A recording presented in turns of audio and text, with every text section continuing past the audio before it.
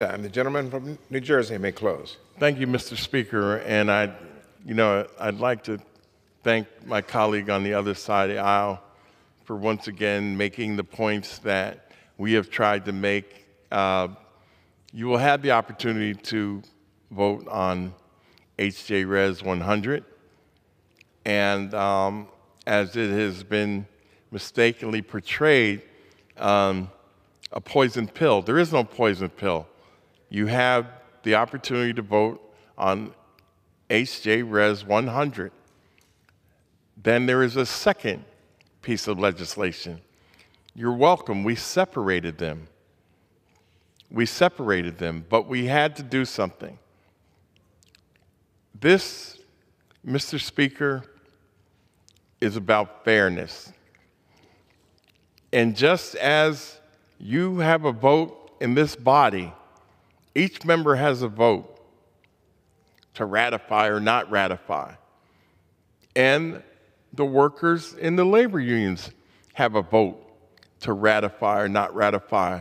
Your leadership comes up with sometimes things that you want to see done. Does everyone vote with the leadership? It was a negotiated deal. 8 of the 12 ratified. 4 did not. 115,000 workers, the majority of the workers are in those 4 unions, from what I understand. So it is a fair majority of the workers that did not ratify this. You mean to tell me every time your leadership gives you something that they negotiate, that you vote on it? No. There's sometimes you don't vote with what your leadership has brought you.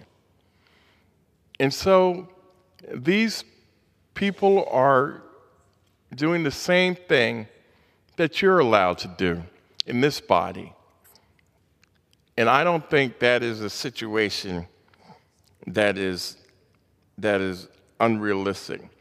As the railroads implemented drastic changes that brought steep workforce cuts, that's right, cuts, closures of yards and shops, associated jobs, and pushed workers to the brink during the pandemic, our railroad workers showed up every day and night out of their commitment to our country, serving as defenders in chief of our economy. That's patriotism and deserves to be honored. During the pandemic, they suffered through some of the most strict attendance policies in our country in order to keep our economy alive. We shouldn't have to intervene, but we must ensure that Americans don't have to pay for the greed of those who've yielded the benefits of record-breaking profits and won't meet their employees' demands for basic human rights. Paid sick time is a basic necessity required to recover from being ill that all of your staffs have. And it helps prevent sick workers from making preventable safety mistakes. Time has proven that railroads are unwilling to settle this dispute, despite having more than enough money to pay for these basic benefits. Railroad CEOs' salaries continue to exceed as much as 144 times. 144 times what the average railroad worker makes. Yet still, they're unwilling to bend for paid sick time off. I wonder what they do when they're sick.